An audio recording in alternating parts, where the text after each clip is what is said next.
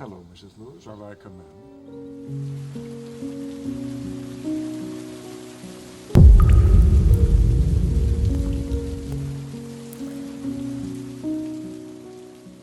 Sebagai manusia, kadang kita itu terlalu fokus pada tujuan yang kita inginkan.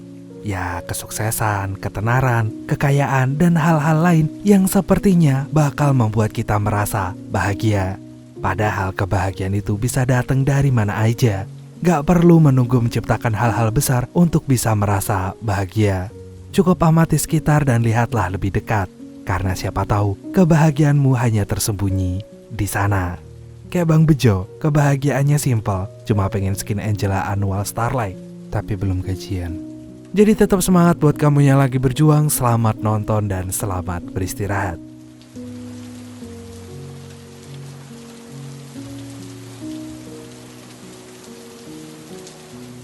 Pada suatu pagi di tahun 70-an, pasangan suami istri yang bernama Arthur dan Norma dibangunkan oleh suara bel rumah.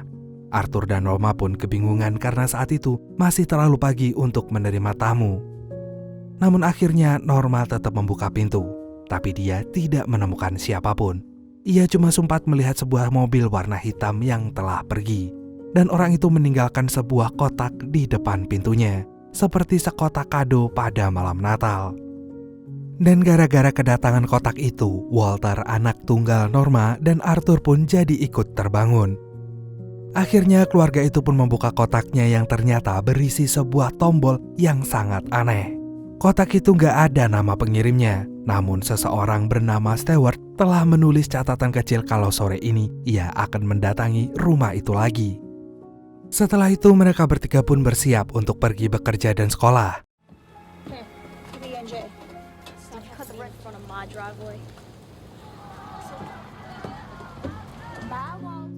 Norma sendiri bekerja sebagai staf pengajar di sebuah sekolah, akan tetapi kondisi kaki Norma yang gak normal membuatnya berjalan pincang dan itu mengundang perhatian murid-muridnya. Yang sialnya murid-murid Norma yang masih ABG itu seolah-olah gak punya sopan santun dan memandang Norma hanya dengan sebelah mata. Usai mengajar, Norma pun tiba-tiba dipanggil oleh kepala sekolahnya. Dan bagaikan tersambar bolong di siang petir, Pak Kepala Sekolah menginformasikan pada Norma bahwa untuk semester selanjutnya, gaji Norma akan dipotong.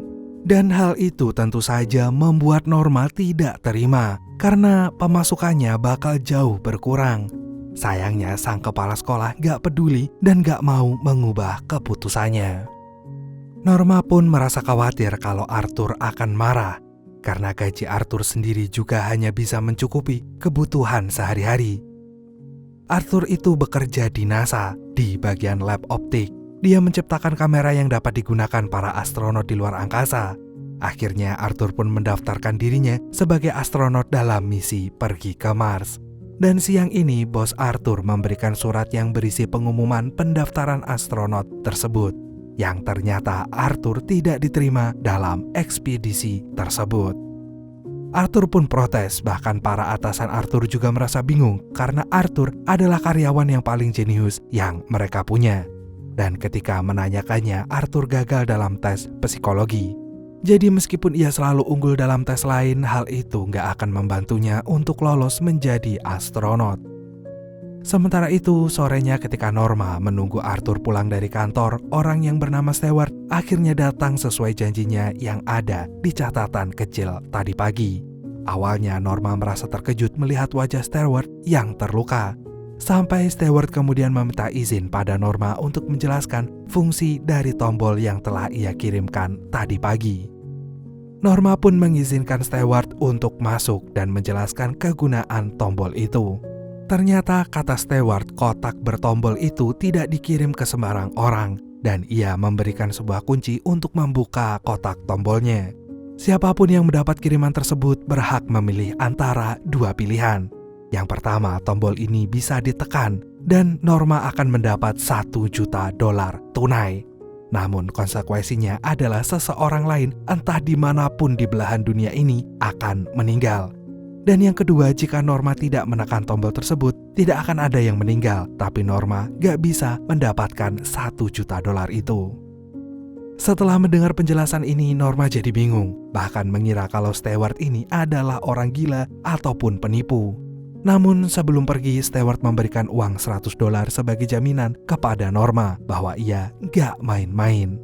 Steward pun kemudian memberi kesempatan selama 24 jam pada Norma untuk memutuskan pilihannya. Dan steward melarang Norma untuk memberitahukan hal ini kepada orang lain, kecuali pada suaminya sendiri. Steward juga melarang Norma untuk menanyakan siapa orang di balik pengiriman kotak tombol tersebut. Beberapa jam kemudian setelah steward pergi, Arthur akhirnya pulang. Norma pun langsung menyambutnya dan lantas menceritakan pertemuannya dengan steward sore tadi.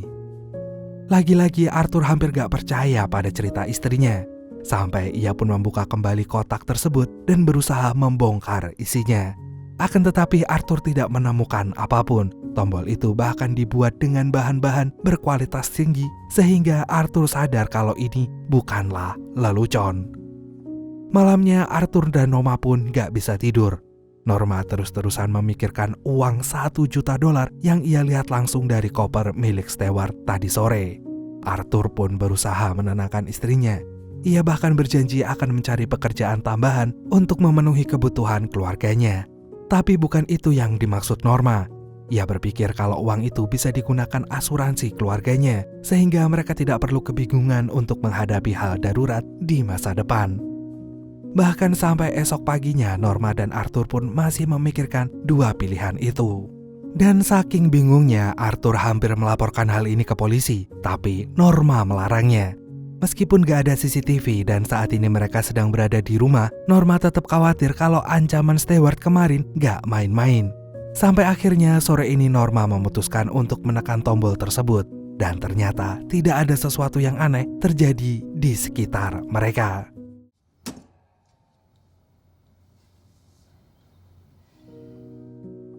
Dan beberapa saat kemudian steward datang dan menepati janjinya dengan membawa $1 juta. Di sini untuk pertama kalinya Arthur bertemu dengan steward dan ia paham mengapa istrinya ketakutan. Wajah steward yang terluka itu membuat siapapun yang melihatnya jadi merasa cemas-cemas gimana gitu. Setelah itu steward pun pergi dan mengambil tombolnya lagi. You said before that the button.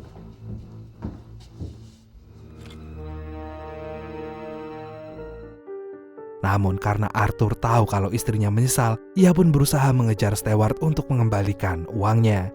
Sayangnya aturan tetaplah peraturan. Karena Norma telah menekan tombolnya, maka ia berhak mendapatkan $1 juta. Dan akan ada orang di belahan bumi ini yang meninggal. Setelah itu tombolnya akan diatur ulang dan dikirim kepada orang lain. Dan begitu steward pergi, Arthur pun berhasil mencatat nomor mobil yang digunakan oleh steward. Ia berencana menanyakan identitas pemilik mobil itu pada mertuanya, ayahnya Norma, yang merupakan seorang polisi. Tapi lagi-lagi Norma mengingatkan suaminya kalau mereka nggak boleh menceritakan hal ini pada siapapun. Malamnya, Norma dan Arthur pun berencana pergi ke pesta yang diadakan oleh orang tua Norma. Namun sebelum mereka berangkat, Arthur pun memberikan kado untuk Norma. Arthur ternyata membuat bantalan kaki yang bisa membantu Norma untuk berjalan dengan normal. Kado ini pun membuat Norma sangat senang dan ia pun berterima kasih akan hal itu.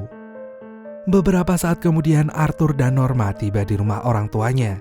Ibu Norma terlihat sangat takjub melihat putrinya bisa berjalan dengan normal.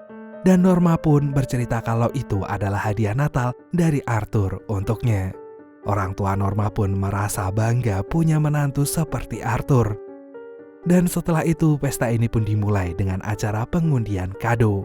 Karena ayah Norma merasa senang dengan kehadiran Arthur, maka Arthur pun menjadi orang pertama yang berhak memilih kadonya. Dan pada detik itu Arthur menyadari kalau pesta ini dihadiri oleh beberapa orang aneh yang mengamatinya terus-menerus. Ia pun jadi merasa nggak nyaman. Apalagi ketika Arthur memilih kado, ia melihat beberapa orang memberinya petunjuk yang sama sekali tidak Arthur mengerti.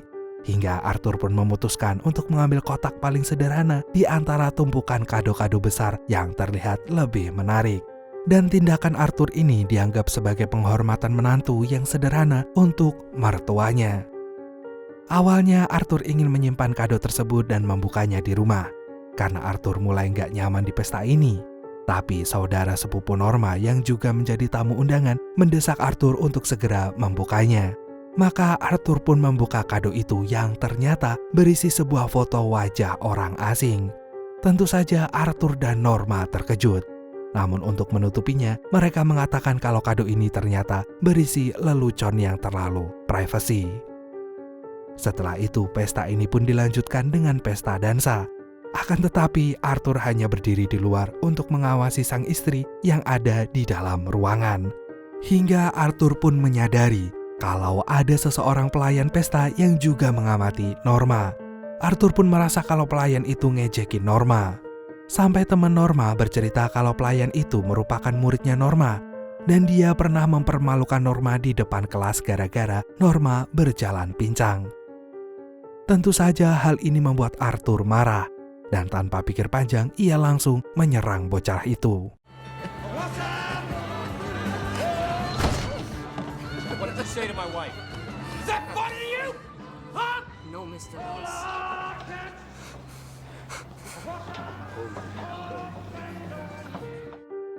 Begitu melihat suaminya berantem, Norma pun langsung ngajakin Arthur pulang. Dan ketika mereka pulang, Arthur melihat seseorang lagi-lagi memberikan petunjuk aneh yang tidak ia mengerti. Sesampainya di rumah, Arthur dan Norma melihat Walter yang telah tertidur di sofa bersama pengasuhnya, Dana. Dan karena ini udah malam, Norma pun meminta Arthur untuk nganterin Dana pulang.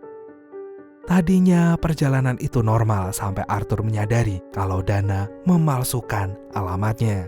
Akan tetapi Dana beralasan kalau ia tinggal sementara karena rumahnya masih direnovasi.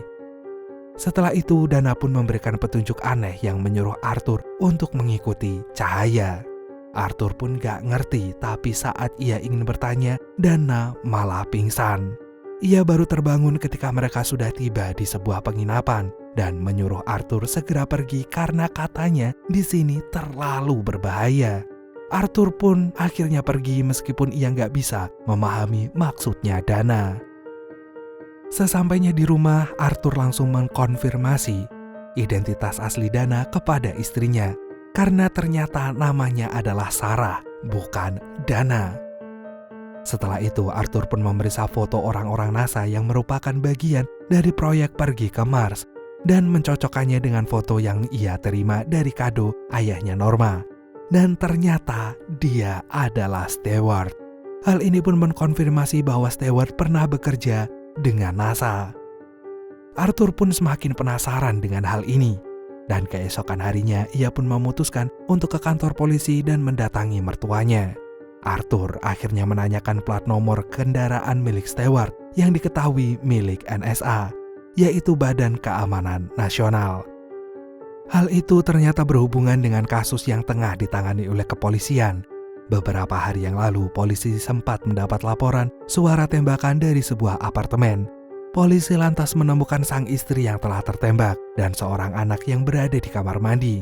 Sampai saat ini sang suami belum ditemukan meskipun polisi belum memutuskan sebagai tersangka.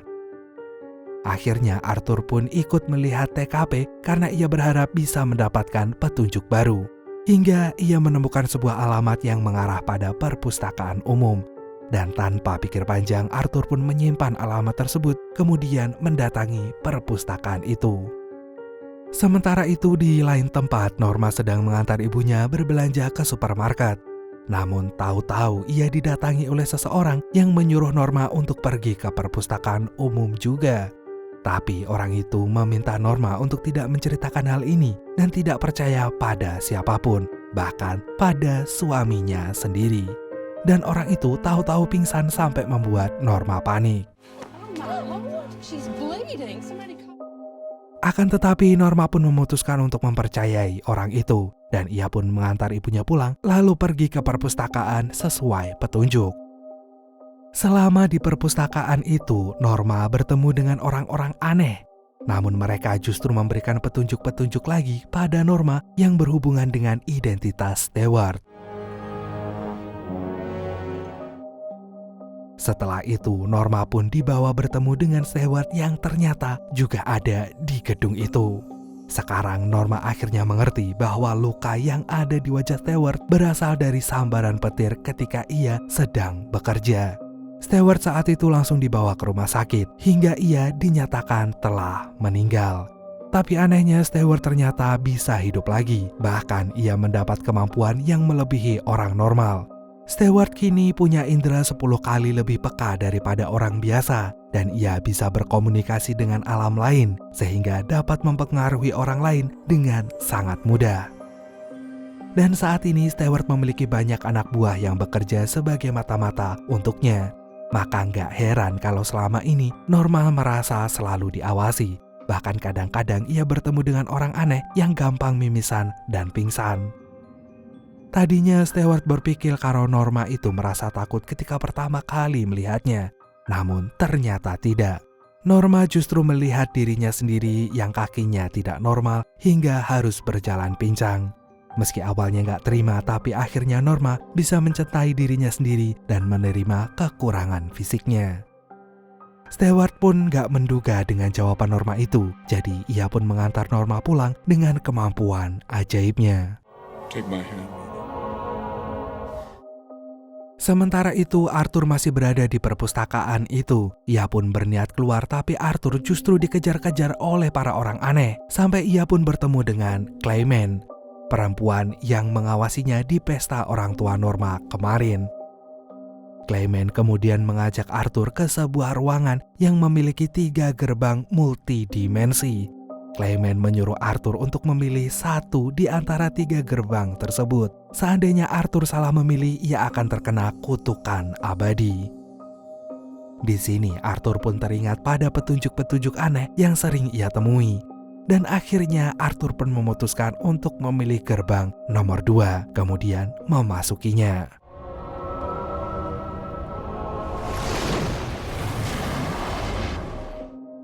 Ternyata gerbang itu membawanya pulang ke rumah dan akhirnya bisa bertemu dengan istrinya.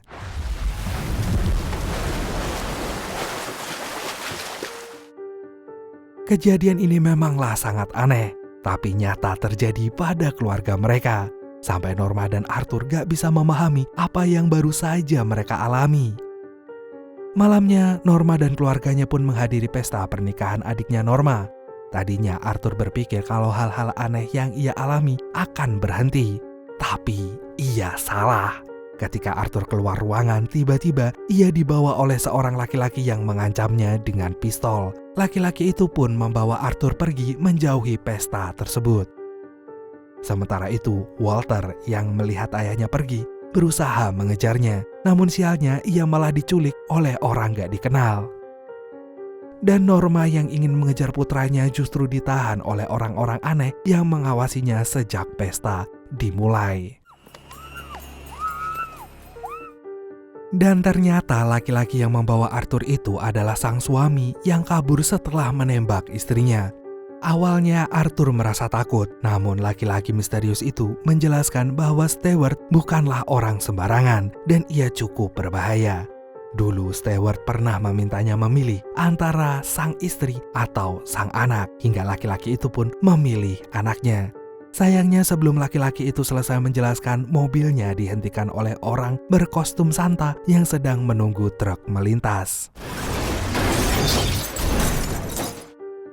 Gak lama kemudian polisi pun datang dan laki-laki itu dinyatakan meninggal, sedangkan Arthur bisa menyelamatkan diri.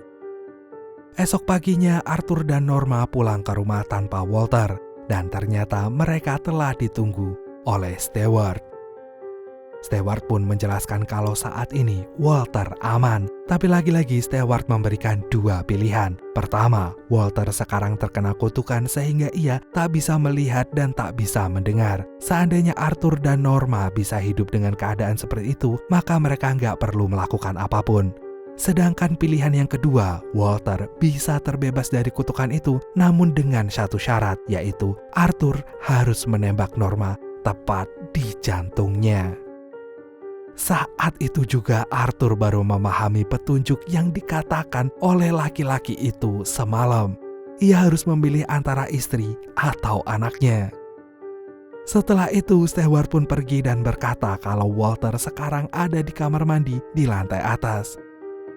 Arthur dan Norma pun langsung berlari ke lantai 2. Mereka bisa mendengar Walter berteriak minta tolong karena pintu kamar mandinya terkunci. Dan Arthur pun ingin mendobrak pintu tersebut, tapi ia tahu kalau Walter tepat berada di balik pintu. Arthur pun berusaha memberitahunya untuk menjauh hingga ia menyadari kalau anaknya sekarang gak bisa mendengar sama sekali. Hal ini pun membuat Norma sangat-sangat terpukul. Ia kemudian memutuskan untuk berkorban aja demi anaknya karena tak bisa melihat kenyataan ini menimpa sang anak. Dan di sini tentu saja Arthur merasa sangat dilema. Ia gak ingin kehilangan istrinya dan di saat yang sama ia gak mampu melihat putranya menderita. Tapi Norma terus memaksanya. Lagi pula Norma yakin kalau suatu saat nanti mereka pasti akan bertemu di alam lain. Dan perpisahan ini hanyalah awal dari semuanya. Sehingga Arthur pun harus menerima keputusan yang Norma ajukan.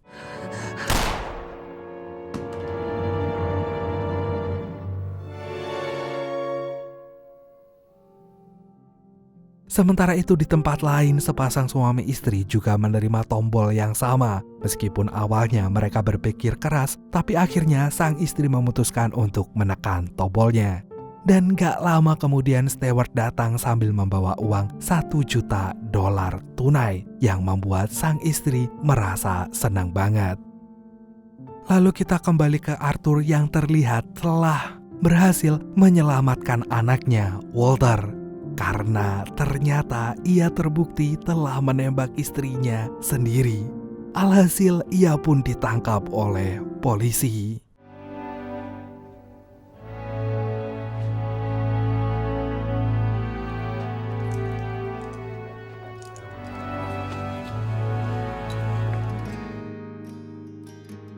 Bos Arthur pun kemudian menemui karyawan kesayangannya itu sebelum dibawa ke kantor polisi. Ia berjanji untuk merawat Walter karena sekarang bocah itu tidak punya siapa-siapa lagi di dunia ini. Sebuah tragedi yang harus dibayar mahal oleh Arthur, bahkan melebihi $1 juta yang pernah ia terima.